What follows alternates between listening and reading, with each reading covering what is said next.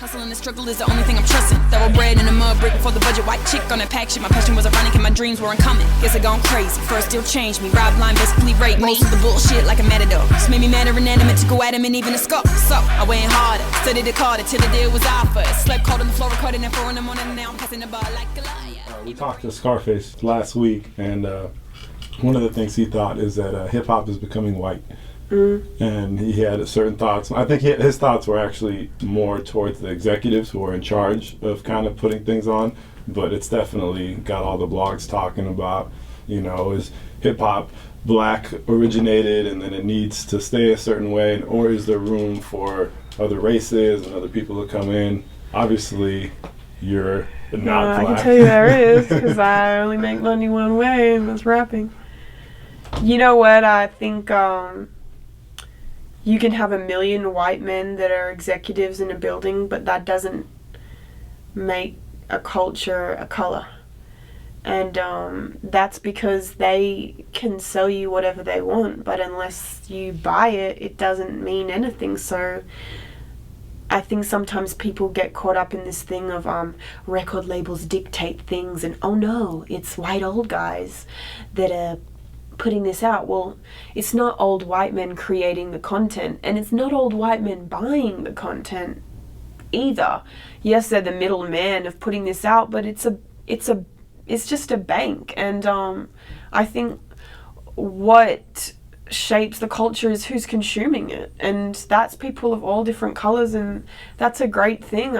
I think this like idea of rap should be black or rap should be this or that, or it is worrying to me, because it's like, oh, well, why should something, it's like almost like segregation. Like, well, why would you want to segregate cultures and races and things like this? Isn't that where conflict has always come from in the world? Shit like that. If we have something in music that is unifying, that other cultures are drawn to, and if people of different colors like myself that want to be a part of it, then it should be a positive thing, because it brings understanding and a closeness, and makes it, just helps make it evident that it's all fucking ridiculous anyway. So I can't see why anybody would think it were negative to see different races or me or a white person rapping, because I think it's a great thing, and I think it only helps there be more understanding with different races and people, and kind of put to bed a lot of the things that we think make us different that don't actually exist. But the whole record label, like, it's all white people in there, it doesn't matter. Your Scarface is still a black man making content and giving it to the people. So unless there's an old white guy that pens your lyrics for you, it should be nothing to worry about, because you still are controlling what people hear. Yeah, I think his main argument was who they choose to fund with money.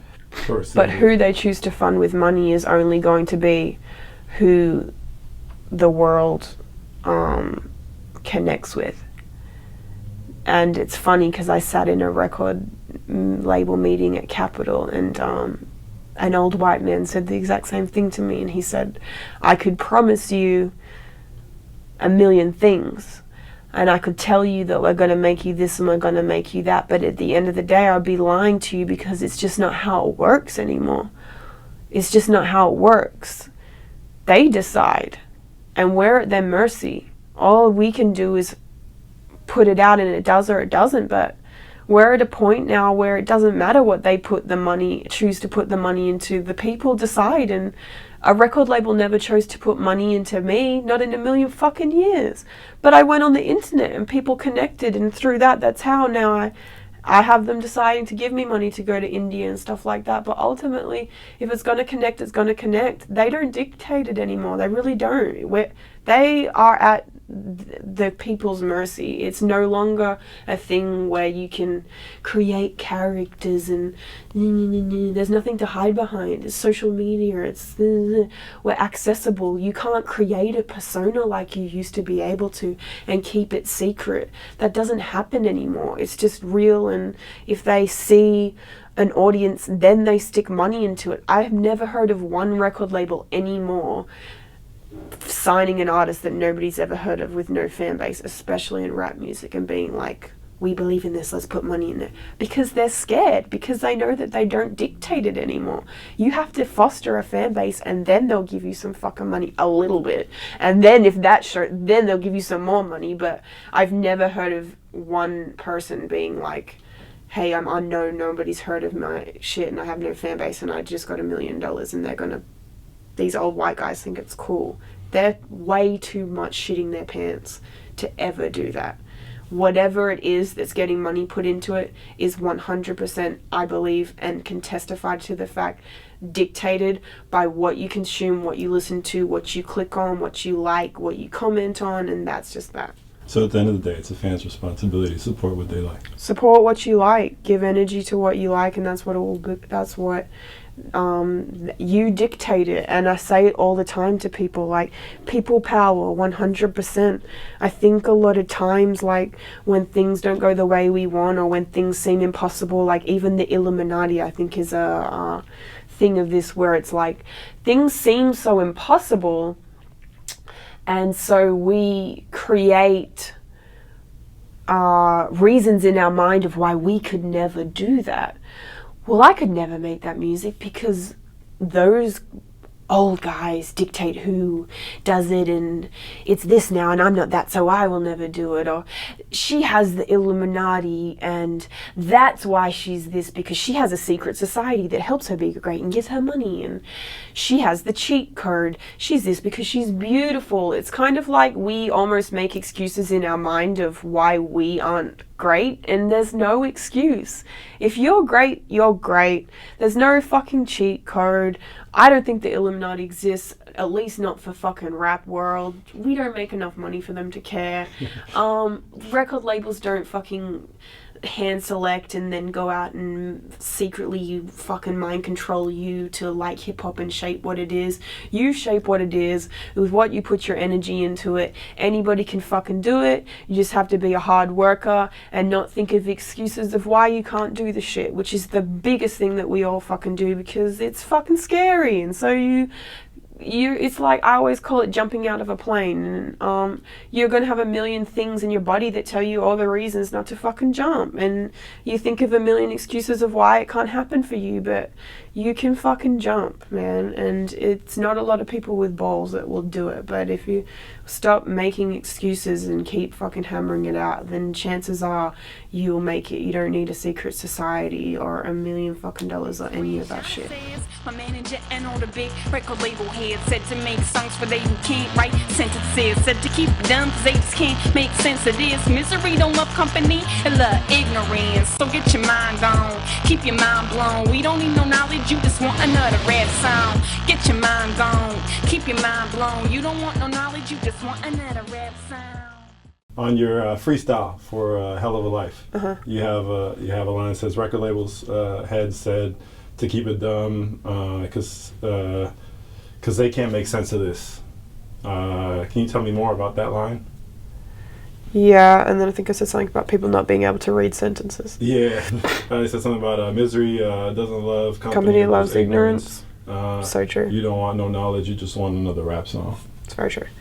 Yeah, I would always write songs, and people at Interscope would say to me, you have to remember that most people that are listening to music, or most people in life generally, don't even know how to construct a sentence properly. And that's where that comes from. And they would say, you need to simplify your music, because nobody's going to understand what you're saying. And that annoyed me to all fucking hell. It really fucking annoyed me. And I would just, I don't know, I feel like I would craft really good stories and really detailed stories about stuff, and they would always be like, nobody gives a fuck about these.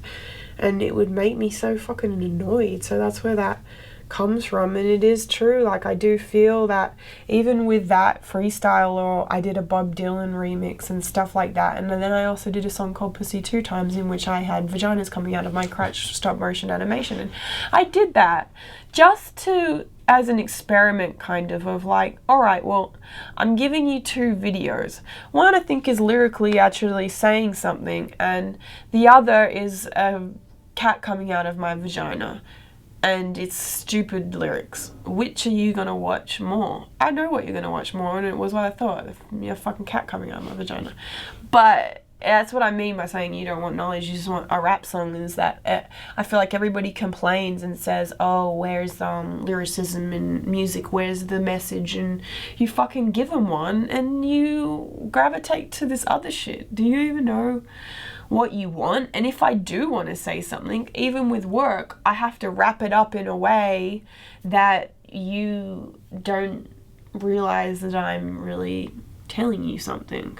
I have to wrap it up in stupid paper for stupid people to be able to understand. And that's what that's about. But I do think, even though Interscope said that to me at the time and it annoyed me, now that I am a bit older, I partially understand, or can, I guess, kind of like look at it in another way and simplifying your music. And I think now I do simplify my music, but I try to just look at it as thinking, how can I simplify this story, not to make it dumber, but to make it broader and more generalized so that it can connect with more people. Milk the whole game twice, gotta get it how I live. I've been working on my shit. Now get this work.